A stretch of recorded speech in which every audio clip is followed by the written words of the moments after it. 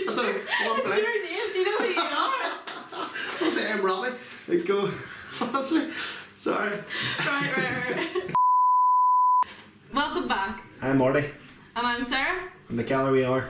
Mind your Bap. I had to look there. But I know, yeah. I can do it now with no eyes. Not used to that. Looking for it, you know. It worked well. So today we're going to, speak on tips. Or sorry, before we start, as you know, this is Sarah. Hi guys. No Robbie today, so we've got Sarah in here as well to do a little bit with myself. So thank you again, and thank you for all your help behind the scenes too. No problem. Much appreciated.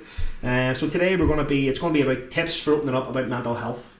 So do you want to start us off here then? So this is episode 2 of our 3-parter series, and today we're going to be looking at if you're someone who wants to sort of open up about your mental health. Okay. Because last episode we were talking about people listening. That's right. Someone opening up. So then it's So just we're a sort follow of on. flipping the roles around. Brilliant. That's just a wee follow in then from that. Yeah, so this is pretty episode much. 2. Brilliant. So to start off, start with a text. If a face-to-face talk is too intimidating, so what do you reckon there? I resonate with this quite a lot Okay. because I'm quite a private person. Yeah. I don't know, maybe it's a bit of pride. I just don't like people thinking that I've got something wrong with me. I don't like people worrying about me. It's sort of like... That is a pride thing, isn't it? Yeah, it definitely is. So when it came to actually organising my therapy sessions, I started off with text, initiating it before I even went face to face and met my therapist, because I found it quite intimidating, if that makes sense. Was that like the first session or something, or was that just? It wasn't. No, I didn't. No? Obviously, I didn't pay for it. It was just establishing that relationship. This is the girl I wanted to go with for therapy. So I did initiate sort of opening up sort of what was going through my head really via text. Brilliant, and that worked. Yeah, it did, because I don't think I could have just gone up to somebody and been like... Yeah, I'll be honest, I grew up about 19, after I lost my father.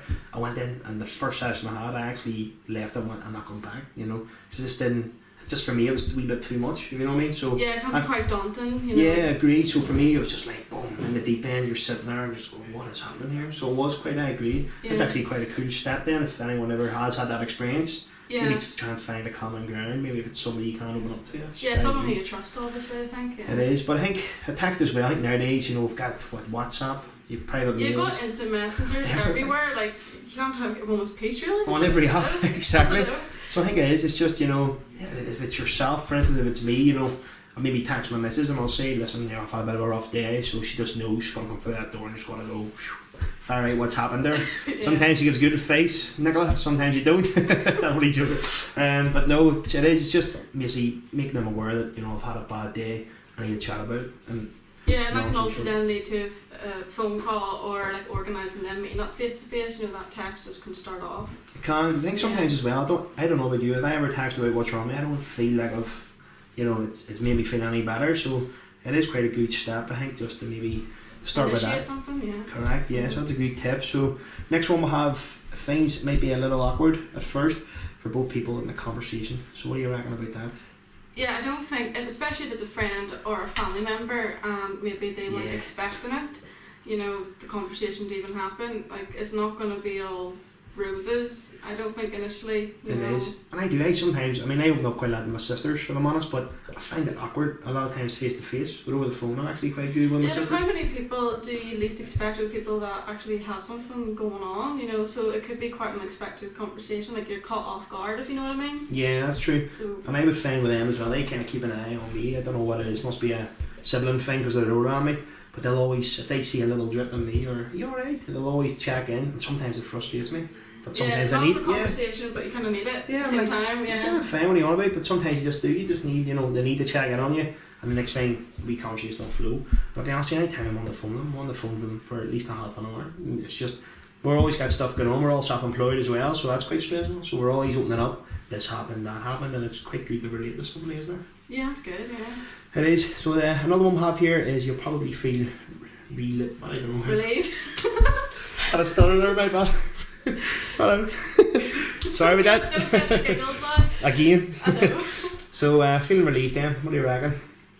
Definitely. Like anytime after I open up or I've met up with someone for coffee, I just feel relieved, like I'll leave that and I don't know, just it's a weight off your shoulders quite literally, or I don't know, like I'd feel like quite tight chested when I'm quite stressed, and then it will just sort of like you can breathe easy because you've opened up about it. It is, and it is just literally that how long it takes. You just literally splat it out basically, and once it's out, you have to think, I need that. Like something I actually found really interesting over the course of going through therapy, I actually really looked forward to Mondays. That's the day I went. Yeah. And Mondays were my favourite day because after that hour, I felt great, and then I went to the gym and I was just so productive because I sort of gotten all that out of my head. Does that make sense? Quite good, yeah, because Monday again is the day I thought it was brilliant. Yeah, and they always think Monday, you know what I mean? But I don't think like that. Luckily, I kind of trained my mind not to think like that. Monday for me is right. It takes me about lunchtime to get properly going with my work, you know. But it just, again, I never think, oh, here comes Monday. I think if you are in that state of mind, that's a wee alarm bell for me. And you do need a wee something that you look forward to on a Monday again, because we all have to go to work. But again, as you said, having that, you went to the gym as well, and that kind of it helped you. I mean, we trained, my football team trained a Monday night too, so I find I've had a sort of Monday where I am a wee bit flustered. That helps me also. Sets you up for the week, doesn't it? It does, yeah. It does. So another one I have here as well is you may encounter someone who doesn't understand. And I have to agree with that. What do you think? Have you had experiences then with that? Yeah. Yeah, just sometimes, you know, I'll not name a friend, but there's a friend that I have, and he'll give you, you know, listen, you know, I was like, that's not what it is. You know, or trying to fix it, sort of thing. Yeah, I know what you mean. The best interests in heart, to be honest with you, but sometimes I just go, that's not what it is. You need, you know, just want someone to listen, yeah, sort of thing. That's a rare occasion with me, but again, I can't relate to that because I've had it, and I can remember just thinking, doesn't understand, and that's basically what that is. Have you had any experiences? I have, although looking back on it, it was during sort of high school, and so my dad was actually quite ill at that time, so we're all quite young, so I sort of can't forgive them in that sense. You know, it's quite a lot of, it's a big thing to come forward, you know, sort of like 16 to 18, so they didn't really get it, but you know, I don't hold that against them. That's an age thing too, isn't it? It's definitely an age thing, yeah. Because you're at that age, you kind of think you've got it all, you know, sussed out. Yeah. And again, you think, oh, you'll be alright, you know, and it's not like that. It's like, oh, you'll be alright, then let's go out for a drink. It's like, no, you just know. masking your pain. Yeah. Literally what it is, so no, I can understand that also. What else have I got here then, sorry? So expect to be asked questions, because people who don't understand will maybe try and understand, and that's good, you know, they're showing that they're concerned. Yeah. I don't like being asked questions. I'll just come out and say why is that? I'll just ask you a question. So why is that? What are you winding? To be honest, I just again, like being a private person, you know, I don't like to give too much away, but you know. And I mean that sometimes it is. Which is a good thing. It's not, because it's the kind of that wee barrier you have, and you have to try and jump over that. But it takes a lot, doesn't it, to open up as such? It does, yeah. Is Nicholas a good listener?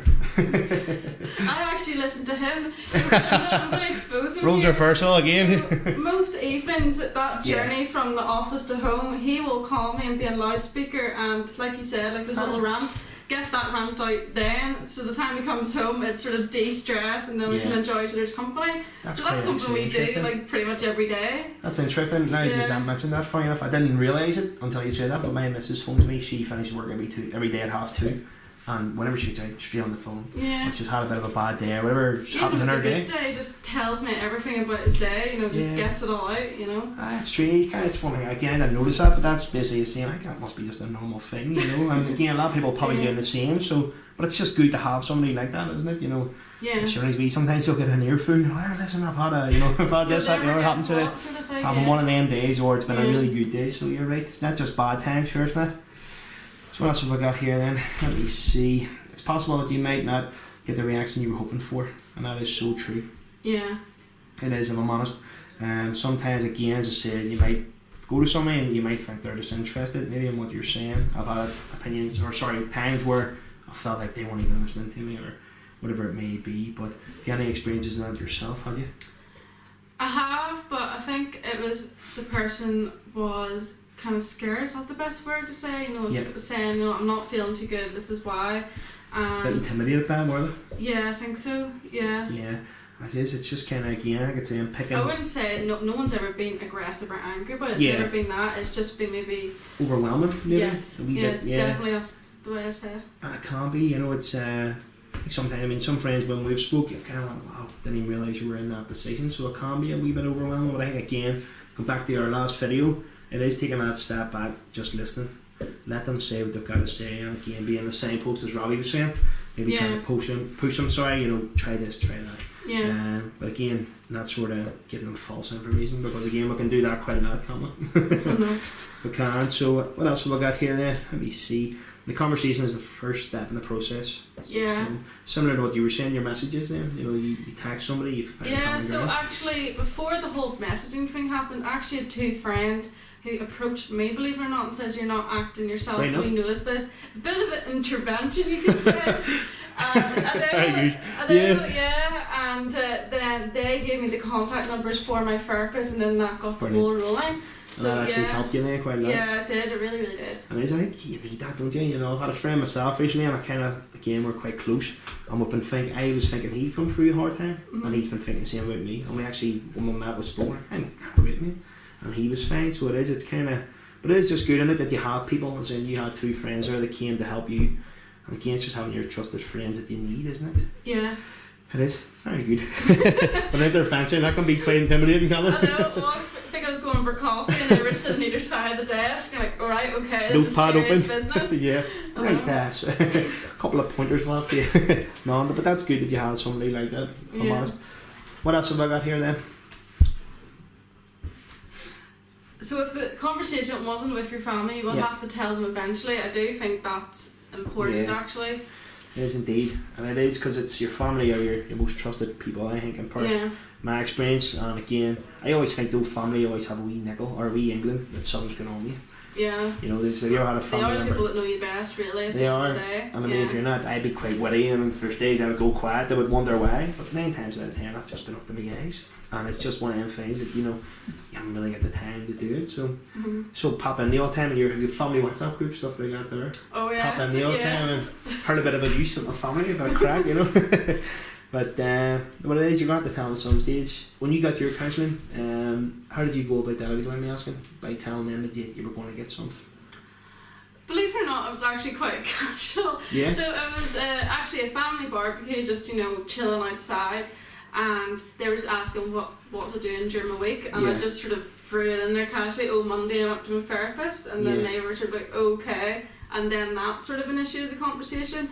It wasn't sort of like I sat them down and went, it wasn't important to tell you. Yeah. I just sort of put it in conversation, if you know what I mean. That sort of, was it daunting that way, or was that okay? Did you find? I found that much better. Just obviously, your relatives quite well. I know if they were to sit down, they would maybe take it worse, if you know what I mean. Sort of be like, oh flip, Something to tell you, you're not well, or you just do think all sorts of things, don't they? I think that is quite a good idea actually, because I probably would have took it the other way and went and said, listen, let me speak to you.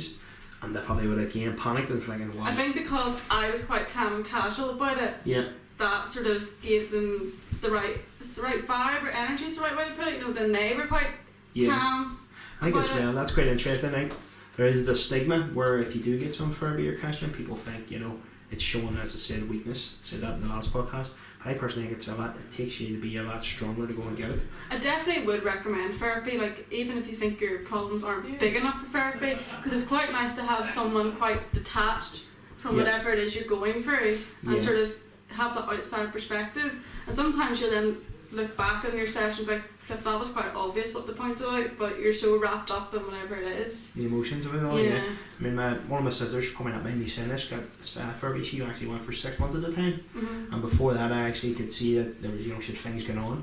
But once she went for that session, for some sessions, she just went and she cried for an hour, basically, what's happening. Oh, no, I had a feel like that, and it's a really good detox. Yeah, it really is, She was quite open about that, but I'm telling you now, the best thing that ever happened to her, if I'm honest, she's 6 months of it, and after that, it's just a completely new woman. And you can even see her when things were getting a wee bit sort of tense, you can just see her sitting back and thinking, because she was using her tactics, because they do teach you things, don't they, how to react. Yeah. Was there anything that they taught you that sticks out in your mind? Oh, my episode, Marty, did you not watch it? Yes. Well, yeah. Apologies.